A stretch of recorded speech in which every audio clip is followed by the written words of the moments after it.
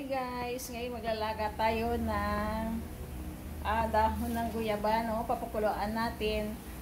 Then, saka natin iinumin. Actually guys, kahapon ko pa ito kinuha. Itong guyabano, kahapon ng 5 o'clock, naghahanap ako dito sa lugar namin. Kaya, ganito na yung itsura ng dahon. So, hugasan na natin ang dahon guys. Hugasan na natin ang dahon ng guyabano. Matapos na hugasan, kukuha tayo ng tubig para ating pakuluan ang dahon ng guyabano.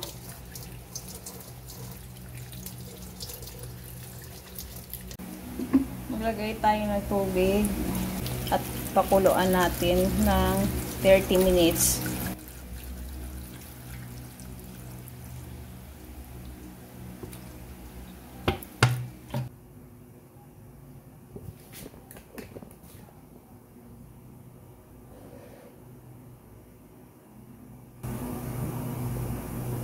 Ayan lang natin siyang kumulo guys.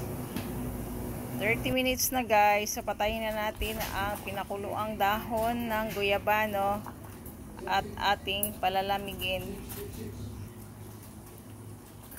Malamig na guys, so maglalagay na tayo ng pinakuluan dito sa baso at ating inumin. Dapat 3 times a day or 2 times a day ang pag-inom nito guys. Samantalang dahil kay Sonia ang pinailig ko. Dahil sa'yo naligtas sa maraming tagabili. At kung hindi dahil sa'yo, makapatuloy ka mong nakikipagtigmaan. Wala nang pag-asa magkaisa ka. Guys, ito na yung pinakuluang dahon ng guyabano.